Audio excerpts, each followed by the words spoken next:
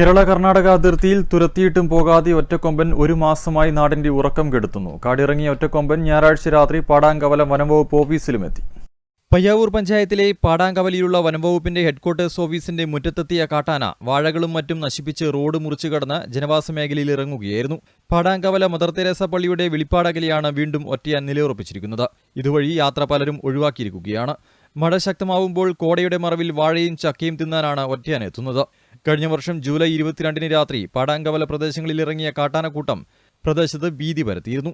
പാടാങ്കവല mother Teresa പള്ളി വികാരി ജിസ് കളപ്പുരയ്ക്കലിന്റെ വാഹനത്തിന് നേരെ ആനക്കൂട്ടം ആക്രമിക്കാൻ ഓടിയെടുത്തുവെങ്കിലും കാർ വെട്ടിച്ചുമാറ്റി ഓടിച്ചതിനെ തുടർന്ന് തലനാരിഴയ്ക്കാണ് അന്ന് രക്ഷപ്പെട്ടത്.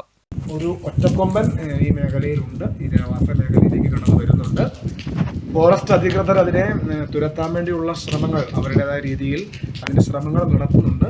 എങ്കിൽ പോലും ഒന്നിടപെട്ട ദിവസങ്ങളിലോ സമയങ്ങളിലോ ഒക്കെ ആയി ജനവാസ മേഖലകളിലേക്ക് ഈ ഒറ്റക്കൊമ്പൻ ഇറങ്ങുന്നുണ്ട്. ഇന്നലെ വരെ പാടാങ്കവല ടൗണിനടുത്ത് തന്നെ ഉണ്ടായിരുന്നു. ഇന്നലെ രാത്രിയിൽ അത് വീണ്ടും മറ്റൊരു ദിശയിലേക്ക് മാറി അവിടെ നിൽക്കുന്നുണ്ട്.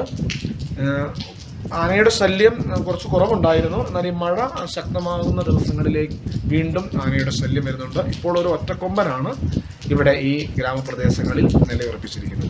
ഒരു മാസമായി പാടാങ്കവലിയിലും ചീത്തപ്പാറയിലും കനമതപ്പാറയിലും ഒറ്റയാന്റെ വിളയാട്ടമാണ്. തിങ്കളാഴ്ച പുലർച്ചെ വനംവകുപ്പിന്റെ ടീം ഏറെ പരിശ്രമിച്ചാണ് ആനയെ കാട്ടിലേക്ക് തുരത്തിയത്. ഈ മാസം 6-ാം തവണയാണ് ഒറ്റയാൻ ആടാംപാറ പാടാങ്കവല മേഖലയിലെത്തുന്നത്. മലയോര മേഖലയിൽ ഇപ്പോഴും ആളുകൾ ഭയവിഹ്വലരാണ്. പയ്യാവൂർ ഗ്രാമപഞ്ചായത്ത് സോളാർ വേലി സ്ഥാപിച്ചതോടെ ആനാശല്യം അവസാനിക്കുമെന്ന് അധികൃതർ ഉറപ്പു നൽകിയിരുന്നുവെങ്കിലും ആനയുടെ ആക്രമണം നാൾക്കുനാൾ വർദ്ധിച്ചുവരുന്ന സാഹചര്യമാണ്. News bureau, Irikkur.